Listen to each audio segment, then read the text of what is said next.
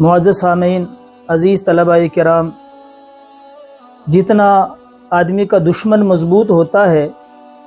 اتنی اس کے لیے حفاظت بھی مضبوط ہونی چاہیے۔ اب ہم اپنے ممالک میں دیکھتے ہیں کہ جتنا کوئی ملک کا جس ملک کا دشمن مضبوط ہوتا ہے اتنی ہی اس کی طرف سے بارڈر کے اوپر حفاظت بھی زیادہ اور کڑی ہوتی ہے۔ تو لہٰذا ہمارا سب سے بڑا دشمن نفس اور شیطان ہے، جو ہر وقت ہمارے ساتھ لگا ہوا ہے، اور اللہ جل شانہ نے اس کو تسلط بھی ایسا دیا ہوا ہے کہ وہ باہر سے ہمارے جسم کے اندر ہر قسم کے ذرات کو پہنچا سکتا ہے، اور یہ ہمیں کئی طرح کے نقصانات پہنچا سکتا ہے۔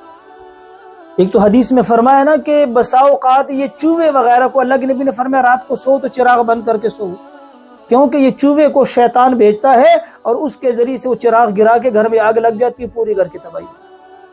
ایسا ظالم اور بدبخت قسم کا ہمارا دشمن۔ تو حدیث میں فرمایا کہ جو آدمی رات کو سوئے اور سوتے وقت آیت الکرسی ایک دفعہ پڑھے گا، اللہ پاک اس کے پورے گھر کی حفاظت فرمائے، اور فرمایا جو 2 دفعہ سورہ آیت الکرسی پڑھے گا تو اللہ اس کے پورے محلے کی حفاظت فرمائے،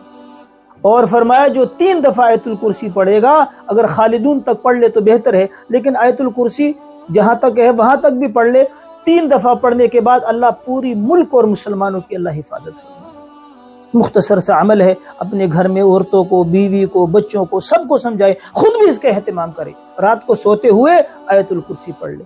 آج کل حفاظت کے لیے کیمرے لگائے جاتے ہیں، گارڈ رکھے جاتے ہیں، ٹھیک ہے رکھیں، ہم منع نہیں کرتے، لیکن بہترین حفاظت وہ ہے جو حضور علیہ الصلوۃ والسلام نے بتائی ہے کہ آیت الکرسی پڑھیں گے تو اللہ جل شانہ اس کے ذریعے سے ہمیں شیطان اور اس کی مکاریوں سے اللہ پاک ہماری حفاظت فرمائے۔